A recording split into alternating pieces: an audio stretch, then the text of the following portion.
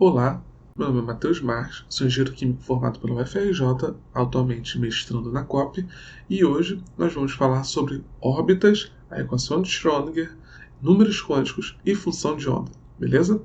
Então você vai se lembrar que no modelo de Bohr, a gente viu na aula passada, o elétron ele ficava meio que girando em volta do núcleo, na eletrosfera. Se lembra disso? E esse lugar onde o elétron habita, onde o elétron fica circulando, ele se chama órbita. Mas agora que a gente já descobriu, né, que o elétron tem um determinado comprimento de um comportamento, na verdade, duplo, né, ele ora é onda, ora é partícula, a gente entende já que ele não fica girando completamente loucamente ao redor do núcleo. Agora, a gente fala sobre onde temos a maior probabilidade de encontrar um elétron. E essa máxima probabilidade de encontrar o elétron está associada ao que a gente chama de órbita. É na órbita que o elétron tem maior probabilidade de ser encontrado. E aí, quando a gente fala de orbital, automaticamente deve vir na sua cabeça o que a gente vê lá no ensino médio, né? S, P, D, F e assim por diante. E a gente vai chegar lá. Só que antes a gente tem que desenvolver alguns conceitos que são bem mais importantes também e que são base para isso. Então, o orbital nada mais é do que literalmente uma função de onda onde eu posso descrever, né, aquele comportamento do elétron. Então, escrevendo aqui, orbital é uma função de onda que descreve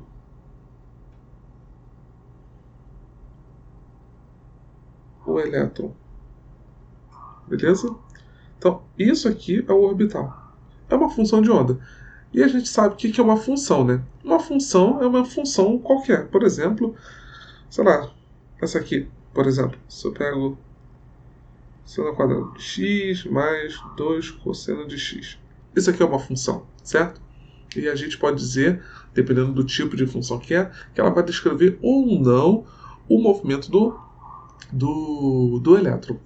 E partindo do estudo da física e com algumas outras ferramentas de cálculo, enfim, Schrödinger deduziu uma equação que ficou muito conhecida, como sendo essa aqui.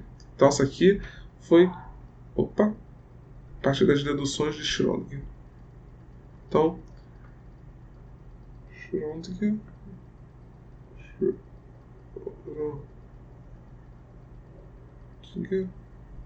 olha a equação que ele deduziu. Um Hzão, um psi, é psi. Calma, não se assuste, a gente vai entender o que é cada letrinha dessa, beleza? Esse H maiúsculo é o que a gente chama de hamiltoniano. Então, esse aqui é o hamiltoniano. E esse psi, que é essa letrinha que parece um tridentezinho, é a função de onda, tá? Então, aqui é a função de onda, beleza? E é a energia do sistema. Energia do sistema.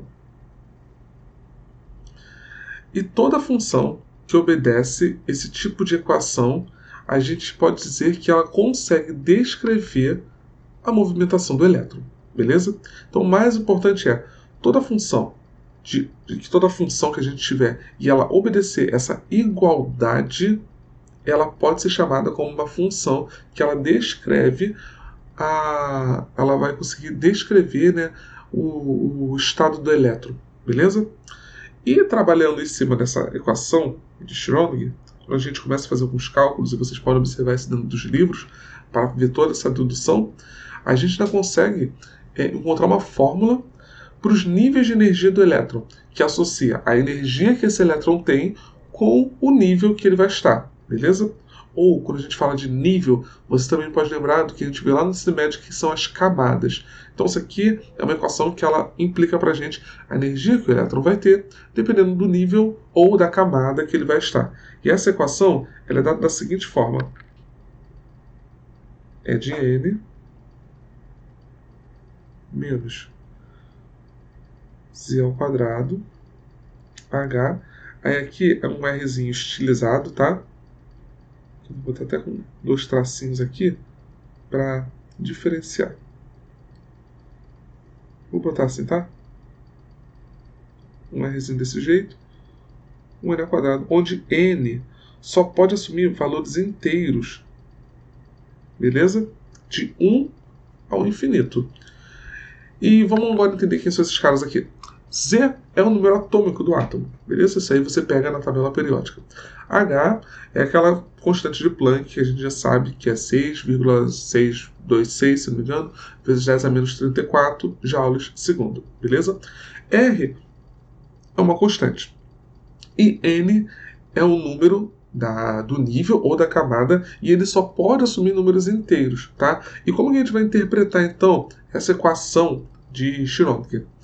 A equação de Schrödinger, ela traz o seguinte para a gente. Bohr, lá no início, né, já tinha dito para a gente que a energia era quantizada e que o elétron ele só tinha como assumir valores de energias que fossem discretos, ou seja, ou ele tem, por exemplo, vamos supor, ele tinha energia de 10 joules e tinha depois energia de 20 joules. Ele não poderia ter ali na meiuca. Ou ele tinha um número, ou ele tinha outro número. Não existiam números ali de valores de energia naquela meiuca, beleza? Isso são valores discretos. Só que tinha um problema. Bohr tinha dito isso, mas não tinha provado. E Schrödinger, ele conseguiu provar. O que acontece? A parte de cima dessa equação inteira, ela fala sobre energia, beleza? Tudo ali está falando sobre energia. E a parte lá de baixo, ela assume somente determinados valores. Então, o que a gente está vendo de novo?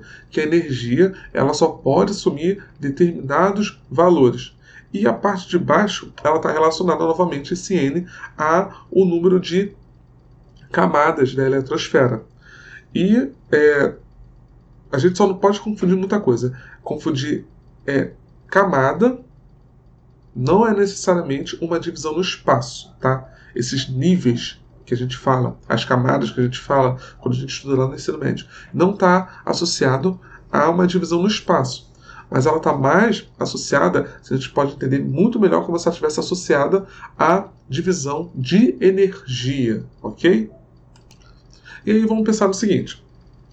Elétrons que estiverem no mesmo N, ou seja, no mesmo nível, vão possuir a mesma energia e, portanto, estão no mesmo nível energético. Esses orbitais, isso aqui é importante, deixa eu só escrever isso aqui para a gente.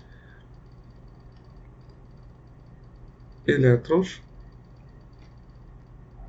que estão no mesmo nível N possuem a mesma energia, ok? E orbitais que possuem a mesma energia são chamados de degenerados, assim como os elétrons.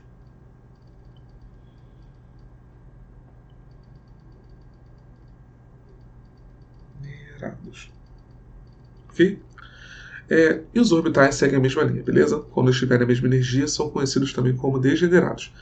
Em átomos que não são hidrogenoides, o que são átomos que não são hidrogenoides? Átomos que... Vamos pelo contrário, né? O que são átomos hidrogenoides?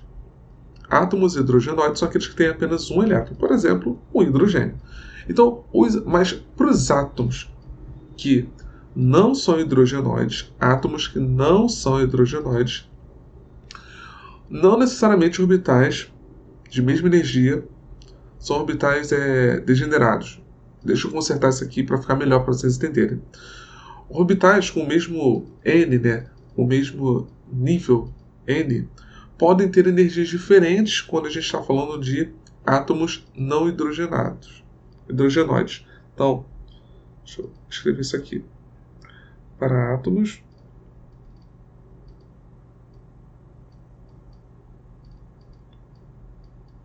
não hidrogenoides,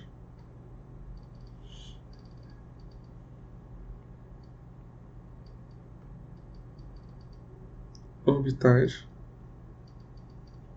de mesmo n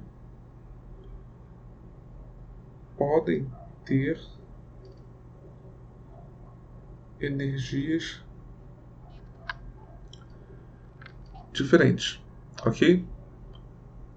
Só no hidrogênio, né, ou em outros caras que possuem apenas um elétron, que funciona aquilo que a gente falou, que os orbitais no mesmo nível vão ter a mesma energia. Quando não são hidrogenôides, aí já não funciona tão bem. E aí vamos olhar de novo aqui para a nossa equação, tá? Note o seguinte, o sinal de menos na equação é o que faz toda a diferença no nosso problema. Por quê? Isso significa que quando o elétron está no átomo, a energia dele é menor do que quando ele está distante do núcleo. Ou seja, quando ele está no átomo, por essa energia ser menor, o que acontece? Na natureza, tudo quer sempre estar no menor estado de energia possível, porque isso requer menos, entre muitas aspas, trabalho para você ficar estável. Porque quanto mais energia você tem, menos estável você vai ficar. Então, o que acontece? O átomo, quando ele está... O elétron, quando ele está no átomo, ele está sendo estabilizado pelas outras cargas que são as positivas que estão lá dentro do núcleo. E existe, então, uma certa instabilidade ali dentro. Quando você tira esse elétron, se esse elétron ficasse solto na natureza, pensa, eu tenho uma carga negativa sozinha, rolando, andando por aí.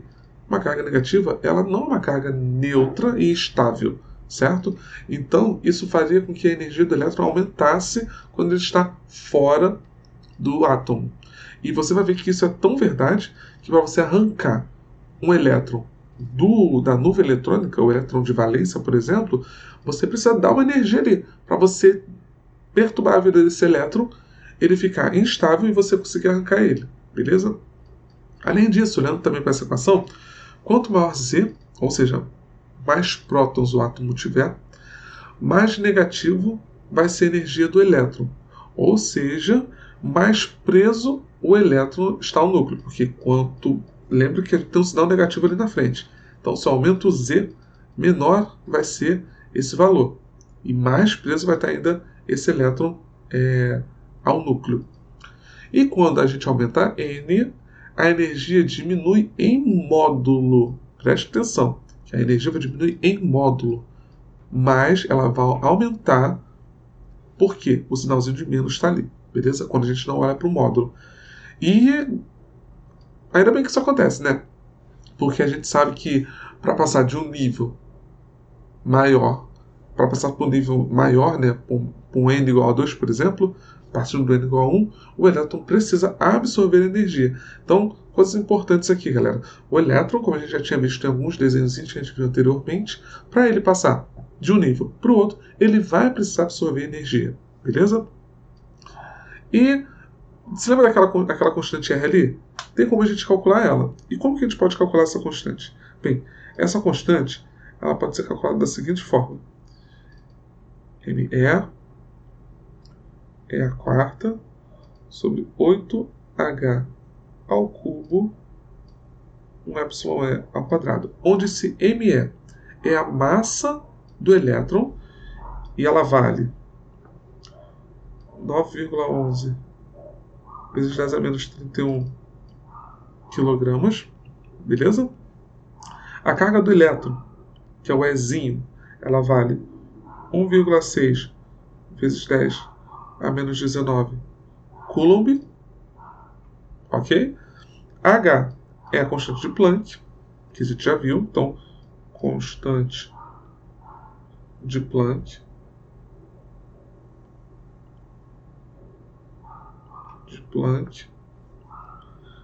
e Epsilon é a permissividade elétrica, tá? Permissividade elétrica do vácuo. Isso que é importante. Do vácuo. E tem um valor de 8,85 vezes 10 a menos 12 metro a menos 3 quilograma a menos 1 segunda a quarta ao quadrado. Essa unidade louca aqui, ó, galera, tá? Então, basicamente isso aqui. E quando a gente substitui todos esses valores dentro do nosso R, a gente observa que R, então, vai ter o valor de 3,29 vezes 10 a 15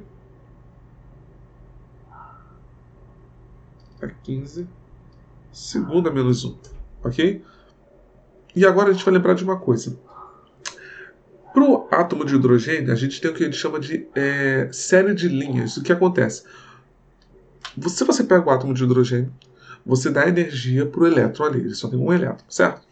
Ele vai saltar para um nível maior. Isso é fato, concorda? Ele vai pular para um nível maior de energia.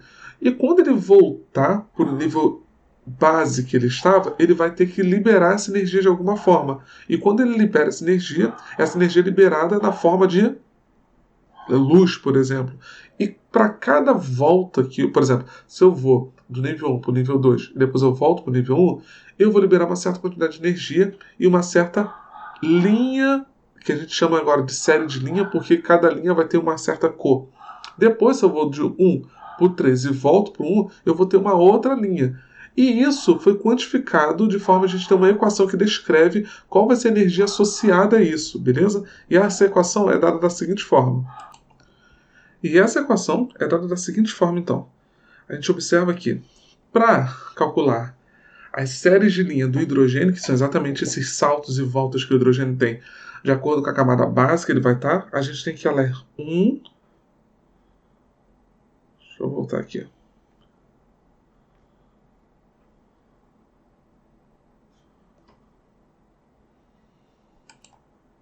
Ela é dada por 1 sobre lambda, que vai multiplicar Rzão, 1 sobre o nível que eu estava inicialmente, o nível que eu vou depois, ok? Onde esse R aqui é 1,10 vezes 10 a sétima metro a menos 1. Essa equação aqui, essa equação, vou trazer para cá, essa equação é o que a gente chama de cálculo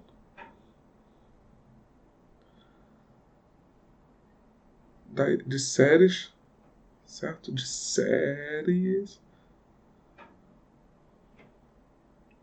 de linhas do hidrogênio. Beleza? E como é que a gente agora pode associar isso à energia diretamente? Bem, a gente tem ali o comprimento de onda. E a gente sabe que existe uma equação que relaciona comprimento de onda com energia. E qual é essa equação? Bem, se a gente lembrar bem aqui, a gente sabe que energia também é igual a hν, certo? Onde esse νi é a frequência. E a gente sabe que frequência é igual a isso aqui, certo? Portanto, a gente sabe que, fazendo o algebrismo aqui prático, né, que E é igual a HC 1 sobre lambda, certo? Então, 1 sobre lambda é igual a EHC. Olha que legal. Ali na nossa equação tem 1 sobre lambda, certo? Então, a gente tem que 1 sobre lambda é igual a EHC, certo? Isso tem que ser igual, então, a R 1 sobre N1 ao quadrado menos 1 sobre N2 ao quadrado. E, por consequência, energia é igual a HCR 1 sobre, deixa eu subir aqui, N1 ao quadrado sobre 1, N2 ao quadrado, ok? E essa é a nossa energia necessária para saltar o elétron de um nível para um outro nível, beleza? E a energia de cada nível ela é dada pela seguinte equação, né? De cada nível, ok? Se vocês observarem bem, se eu pego esse pedaço aqui e multiplico por esse, eu vou ter energia do nível base. Se eu pego agora isso aqui e multiplico por essa parcela aqui, eu vou ter então a energia do nível 2. Então, a energia de cada nível, energia de cada nível, ela é dada por E igual a HCr 1 ao quadrado, certo? Agora, nota só o seguinte. Deixa eu pegar aqui uma equaçãozinha aqui para a gente lembrar. A nossa equação lá de Schrödinger. Se você lembrar bem dela, como que era a energia mesmo? A energia era dada por isso aqui, ó. Menos E, H, um Rzão estilizado, N ao quadrado, certo? Observa o seguinte, galera, que no final das contas a gente chegou numa equação que ela é equivalente, certo? Se você observar, ficou muito, muito, muito parecida. E no final das contas, elas são iguais. Porque o R que está aqui, esse R que está aqui, ele é igual a esse R que está aqui. Beleza? E o que Schrödinger complementou a partir disso? As séries de linha e a fórmula da energia através delas, elas eram fruto unicamente de experimentos e de alguns postulados, certo? Mas ninguém sabia exatamente por que era assim e como que isso acontecia. E Schrödinger ele conseguiu provar matematicamente por que essas linhas de emissões aconteciam, beleza? E tá aí a prova. E agora a gente vai falar um pouquinho sobre função de onda, probabilidade e densidade de probabilidade. E nessa parte, então, tem que ficar muito ligado aqui comigo, galera, senão vai dar ruim. Então aqui a gente vai falar sobre função de onda,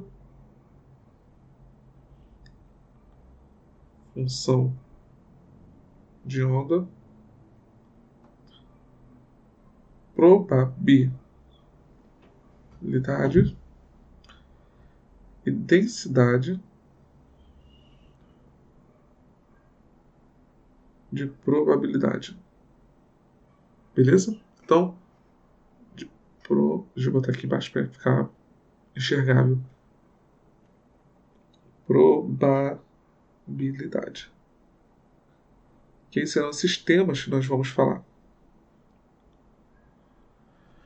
Então vamos lá. Quando a gente tem uma equação que ela consegue expressar corretamente a energia do elétron, isso já quer dizer uma coisa. Se eu consigo calcular a energia, eu consigo calcular a energia cinética desse elétron, certo? E a gente viu que a energia cinética ela tem uma ligação direta com quem? Com a velocidade, certo? Então, se eu sei a energia cinética do elétron, eu, por consequência, sei a velocidade com uma boa precisão. Então, se eu sei a energia cinética do elétron, eu conheço a velocidade do elétron. Então, aqui a gente tem uma precisão grande, certo? E pelo princípio da incerteza de Heisenberg, se eu tenho uma boa precisão na velocidade, isso significa que a gente vai ter uma incerteza relativamente grande na determinação de onde, ou seja, da posição do elétron. Então, isso aqui implica uma alta precisão e a posição baixíssima precisão, beleza? Pelo princípio de Heisenberg, que a gente já viu na outra aula. Então, a gente na verdade não sabe exatamente onde o elétron vai estar, mas é capaz de dizer qual é a probabilidade de encontrar o elétron numa dada região, beleza? E como que a gente faz isso? Tchanã, através das funções de onda. A função de onda em si só ela não é muita coisa não, tá? Ela não tem nem muito assim um significado físico que explica exatamente. Ela é só uma função matemática e que quando a gente viu, né, que a função de onda, isso aqui é a função de onda, certo? Função de onda. Porém, se eu pegar a função de onda e elevá-la ao quadrado, a gente tem o que a gente chama de função densidade de probabilidade. Isso aqui, então, é a função densidade de probabilidade. Beleza? E como assim, né? Como que a gente vai entender isso? A primeira coisa que a gente pode ter ideia é que lugares onde eu tiver uma maior densidade vão ser lugares onde eu vou ter maior probabilidade de encontrar o meu elétron. Locais onde eu tiver menor probabilidade, menor densidade, vão ser locais onde eu vou ter menor probabilidade de encontrar o elétron. E também vão existir locais onde a gente tem zero chances de encontrar o elétron, ok? E a densidade de probabilidade, ela tem uma unidade muito interessante, que é dividido por metro cúbico. Metro a menos 3, né? Metro cúbico. O que isso significa para a gente? Que para encontrar a probabilidade de encontrar o elétron em um determinado volume qualquer, a gente vai precisar multiplicar a função de probabilidade por um volume, certo? Porque eu quero a probabilidade. Probabilidade não tem unidade, certo? Então, o que acontece é, como isso tem unidade por metro cúbico, para encontrar eu vou precisar multiplicar pelo volume de alguma coisa. E a probabilidade, ela vai sempre variar, a probabilidade sempre vai variar entre 0 e 1, que seria 0% de encontrar alguma coisa e 100% de encontrar o elétron. Para você ter uma ideia, né? Vou aqui desenhar para vocês uma função de onda. O que seria uma função de onda e a função de probabilidade. Então aqui, vamos pegar um gráfico aqui, bem zoadinho, tá? Só vou diminuir aqui, senão não vai dar para fazer a comparação que eu quero. Deixa eu ver como é que está no quadro. Tá, ok. Aqui é o nosso eixo zero, tá? Nossa origem. Aqui é o nosso PC. Opa. Difícil desenhar esse PC. PC. E aqui vai ser o nosso PC ao quadrado. Beleza? O que acontece? Vamos desenhar aqui uma função de onda qualquer, tá?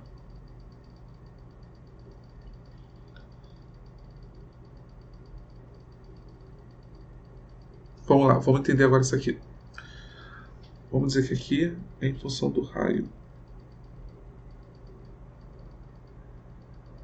Tá? Vamos dizer então que esse R que está ali, do eixo das abscissas, ele é uma distância em relação ao núcleo do meu átomo, beleza? E, segundo o que a gente está olhando ali, quando a gente tem o raio igual a zero, a densidade de probabilidade de encontrar o elétron é zero, beleza? Mas essa probabilidade, ela aumenta conforme a onda do meu raio, ela chega num pico no máximo, depois ela começa a diminuir, chega no zero de novo. Começa a aumentar de novo, chega num ponto máximo, começa a diminuir, chega no zero de novo, beleza? Então a densidade de probabilidade, ela começa a cair depois que ela chega nesse topo, né, nesse máximo, e volta a cair até chegar no zero. E o que acontece? Cada lugarzinho onde a densidade de probabilidade é igual a zero, a gente chama de nó. Ok? E note algo também interessante, galera. Note que quando a gente pega a função de onda e eleva ela ao quadrado, você percebe que por eu ter elevado ao quadrado, ela sempre vai ter valores maiores que zero, certo? Igual a zero ou maior que zero. Nunca vai ter valor negativo. Então a gente sempre vai ter uma densidade de probabilidade que ela vai estar variando, como a gente disse, entre 0 e um valor máximo, que é 1, que seria o 100% da gente, tá?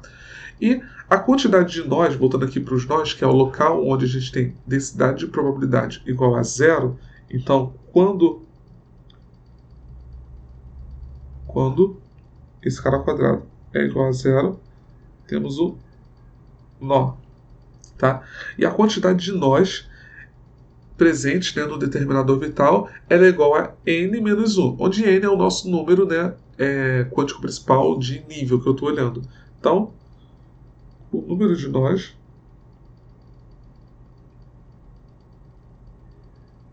é igual a n menos 1, ok? E aí, vamos agora olhar para os números quânticos.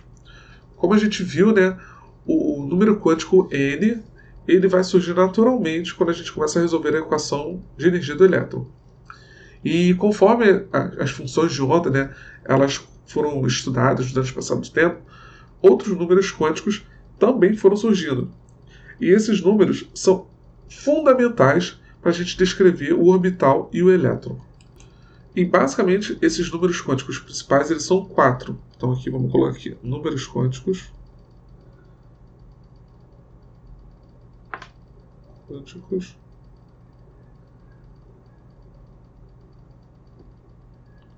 principais.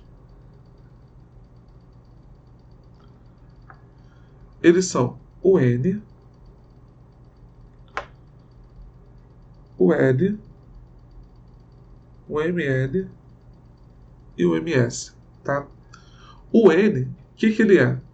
O N, a gente já está acostumado a ver esse carinha. E ele está ligado, né, intimamente à energia do orbital ou ao tamanho do volume do orbital. E esses números eles vão variar entre 1, 2, 3, sempre são números discretos, naturais e diferentes de zero, beleza? O número quântico azimutal, L, certo? É o L. Então, ele é chamado de número quântico do momento angular, tá? Ou número quântico secundário. E esse número quântico L, ele nos informa o formato do orbital e o número de superfícies nodais angulares, ok? E o L pode assumir qualquer número inteiro, mas o valor máximo permitido para L é igual a n-1. Então, vamos escrever isso aqui, tá? N associado ao nível do orbital L associado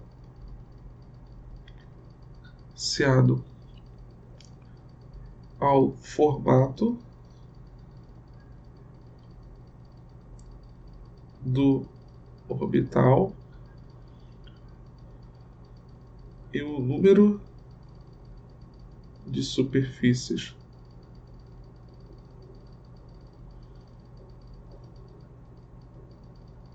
nodais angulares, ok? E pode assumir qualquer valor inteiro. Assume qualquer valor inteiro, sendo o valor máximo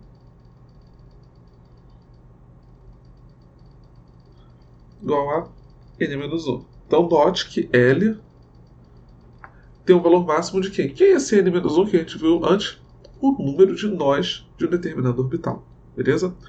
E aí, né, como cada nível n se divide em valores de L, algumas vezes algumas vezes a gente chama esse L de subnível. Então, cada valor de L tem uma letra correspondente. E como que é essa letrinha? Vamos lembrar aqui, ó. L e o símbolo, tá? Então vai ser 0, 1, 2, 3, 4, 5 do S, P, D, F, G, H e assim por diante, tá? Note o seguinte, galera, como eu tinha dito para vocês. Deixa eu só fazer essa separaçãozinha aqui. A gente vai ver depois, posteriormente, que o orbital S, ele, quando a gente está olhando, né, assim, ele, se você olha para o hidrogênio, no caso, né, você vai ver que o orbital S, ele tem apenas, não tem nós, porque no hidrogênio a gente só tem, né, o 1s1. Então, você observa ali que, basicamente, esse número L ele está meio que interligado ao número de nós que um determinado orbital ele vai possuir. A gente vai ver isso mais para frente e depois a gente vai voltar aqui para dar uma olhada e verificar como que isso se interliga um com o outro, beleza? E depois vem o número quântico magnético. O número quântico magnético, que é o ml, então isso aqui, número quântico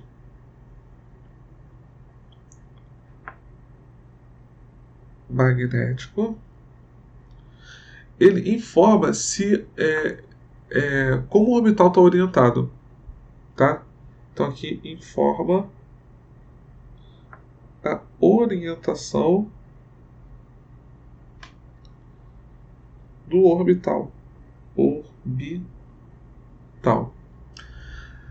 Se ele está sob o eixo X, entre o eixo X e no eixo Y, tá? Ele pode assumir valores inteiros entre menos L e mais L. Então aqui assume valores entre menos L e L, certo? Logo, existem 2L mais 1 valores de ml em cada subnível.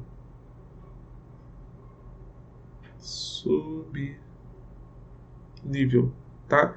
Então, o ml, subir aqui, ele varia entre menos L, passa pelo zero e vai até o mais L, ok? Então, por exemplo, se o L, vamos supor que L igual a 2, então o ml ele vai ser menos 2, menos 1, 0, 1, 2. Show? E agora a gente vai falar sobre o número quântico de spin, que é o ms. Então, a gente agora vai falar do ms. Número quântico de spin. Ok? E assim como o número quântico magnético, o de spin está ligado ao momento angular, tá, do elétron. Então, aqui, associado ao momento angular do elétron. Mas, enquanto o número quântico ml ele se refere ao movimento do elétron ao redor do núcleo, o ms está ligado ao movimento do elétron em torno dele próprio. Então, associado ao movimento do elétron em torno dele próprio. Beleza? Do próprio eixo, né? E o elétron ele pode girar no sentido horário ou no sentido anti-horário. Beleza? Então, é o que a gente chama o seguinte. O ms ele tem um valor de menos meio ou de mais meio. Tá? Sendo que menos meio é quando ele está rodando no sentido horário.